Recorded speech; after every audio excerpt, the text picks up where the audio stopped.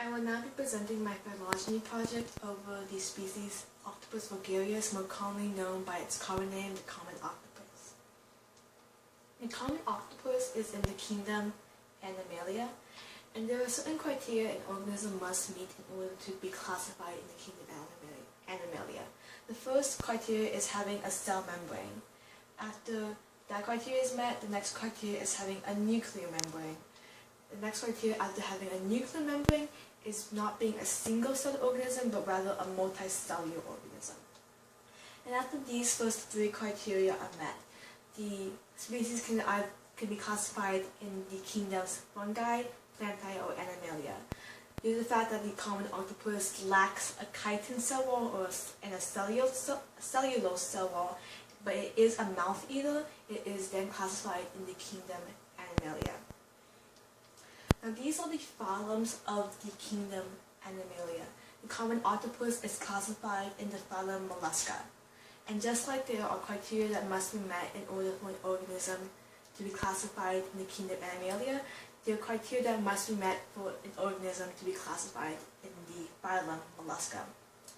The first criteria is being in the kingdom Animalia, followed by having true tissue, then by having bilateral symmetry. The next criteria is having a colon, or a body cavity. And after an organism has a colon, there are two paths it can go in its embryonic development that help determine its classification. An organism can either be a protozoan or a deuterosome. A protozoan is an organism who develops first from its mouth, while a deuterosome is an organism that develops first from its anus. Due to the fact that the common octopus develops first from its mouth, it's a protozoan, which then leads to go on to be a mollusca. I will now be talking about the subphylum that the common octopus is classified in, which is Conchifer, which refers to all organisms within the phylum Mollusca that have shells. The common octopus is in the class Cephalopodia, over here. And the only... Now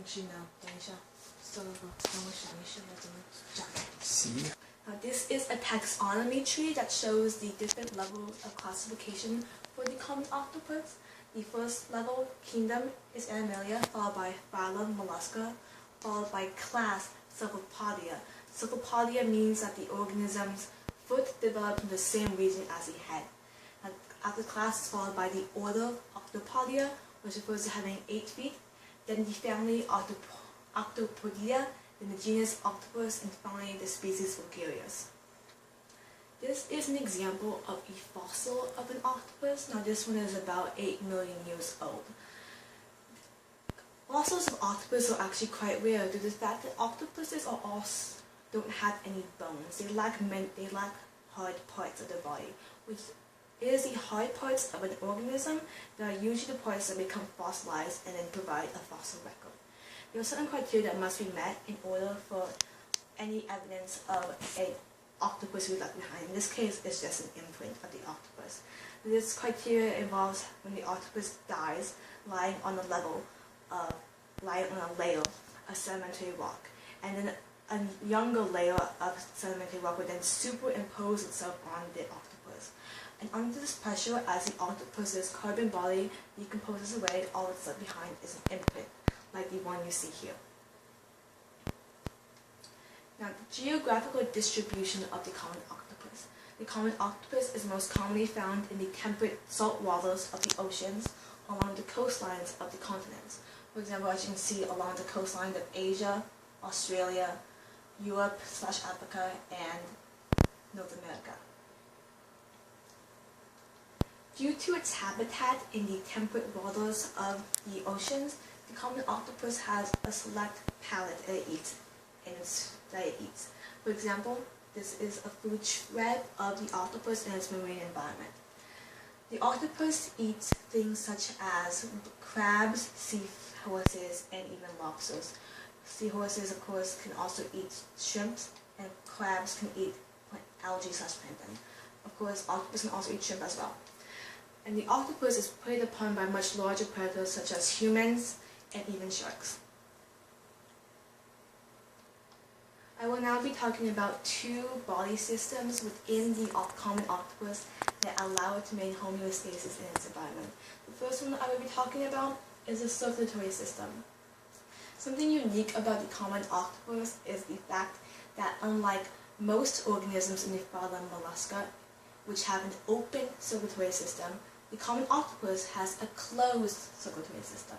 This means that the organism's blood is confined in vessels and veins, and the blood flows with the vessels. The common octopus is also unique due to the fact that it has not one but three hearts, one main, systematic, and two smaller brachial hearts. The two smaller brachial hearts are located near the gills of the octopus, and it's their job to pump the low oxygen concentrated blood through the gills to make them become high oxygen concentrated. The flow of blood goes as such. Low oxygen concentrated blood will come into the vena cava and go down to the brachial heart. The brachial heart will then pump the blood through the gills, and the newly oxygenated blood will then go back up to the systematic heart, which will then pump that high oxygenated blood up through the aorta to the rest of the body. Now, to take a closer look at how the blood becomes oxygenated again, we're going to take a look at the octopus's respiratory system. The octopus has gills made up of bronchial ganglia and fluid lamella. The fluid lamella and bronchial ganglia have a large surface area and a thin membrane.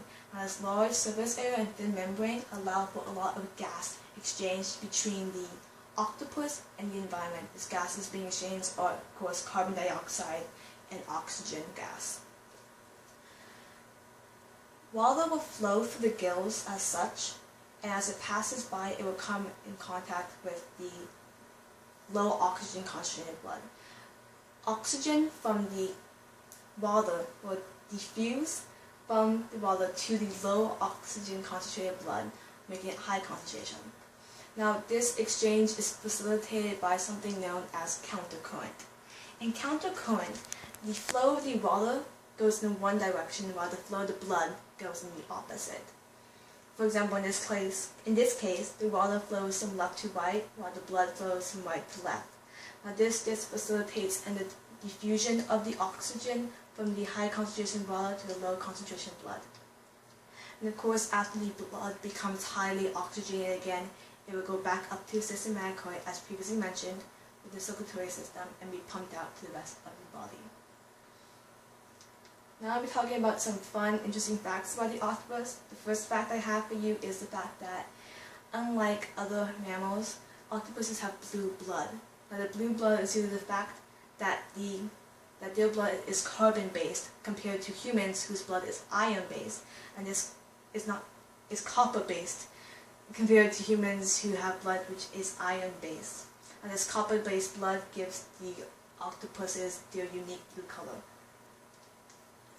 Next fact I have is that 60% of an octopus's neurons aren't located in its brain, but rather in its arms. This allows the arms to have a mind of its own and react to, and have a wider range of sensitivity and react also. Octopuses also eat their own arms when bored. They do this by detaching their tentacles and eating them through a weird form of self-mutilation and cannibalism. Next, octopus can change colors to match their environment, which is a significant advantage in avoiding predators. They do this by the fact that sensory cells and pigmented cells in their skin allow them to copy the environment. As you can see here, an octopus is hiding in the coral reef, and you can slowly see that that's its actual form compared to when it's camouflaged. My final fact is the fact that due to the fact that octopuses are soft flesh, which was previously mentioned, as in they have no hard parts, they can fit through holes much smaller than themselves, as you can see here. And that concludes my presentation.